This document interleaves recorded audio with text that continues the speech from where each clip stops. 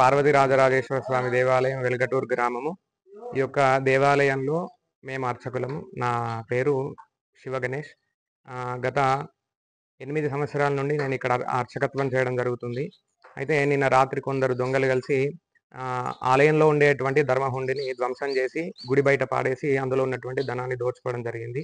దాన్ని మేము వీడీసీ సభ్యుల సహాయం మేర మెండోరా పిఎస్ వాళ్లకు ఆశ్రయించడం జరిగింది. వాళ్ళు ఉదయం వచ్చి వాటి యొక్క ఫోటోలు అవన్నీ కూడా సేకరించడం జరిగింది. అంతేకాకుండా మెండోరా పిఎస్ వాళ్ళను ఆశ్రయించేది ఏంటంటే ఈ యొక్క దుండగులను అతి త్వరగా పట్టుకొని వారికి చట్టపరమైనటువంటి శిక్షలను విధిస్తూ మా యొక్క హుండీ ఆదాయాన్ని మాది మాకు తిరిగి ఇవ్వాలని వాళ్ళకు ప్రార్థన చేయడం జరుగుతుంది.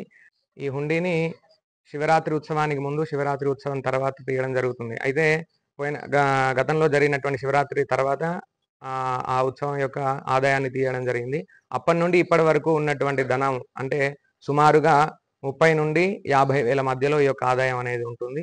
ఈ యొక్క ఆదాయాన్ని తీసుకువెళ్ళడం జరిగింది. అంతేకాకుండా ఈ హుండీ ఒకరికి ఇద్దరికైతే లేసేటువంటి హుండీ కాదు, ఒక 10 మంది దుండగులు ఉండవచ్చని మేము అనుమానిస్తున్నాం.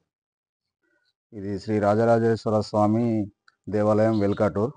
ఈ వీడిసి సభ్యులము తెలియజేయనేమనగా గత రాత్రి జరిగిందేమనగా 12 నుంచి 2 మధ్యలో ఆదాయం గల హుండీ సీసీ కెమెరాలు ధ్వంసం చేసి సుమారు 10 నుంచి 15,000, 20,000 కావచ్చు ఆదాయం అక్కడ బయట పాడేసి పగలగొట్టి ధ్వంసం చేసి తీసుకెళ్ళడం జరిగింది.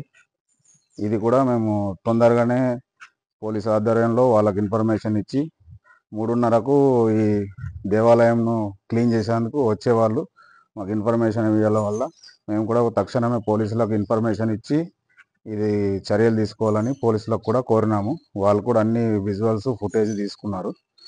జరిగేది వాళ్ళు దయచేసి ఏదున్నా అని దేవాలయాలకు సహకరించి మా తరపున విలేజ్ తరపున మాట్లాడదమేనగా తిరిగి వాళ్ళని పట్టుకొని మా ఆదాయం మాకు దేవాలయానికి ఇవ్వాల్సిందిగా కోరుచున్నాం.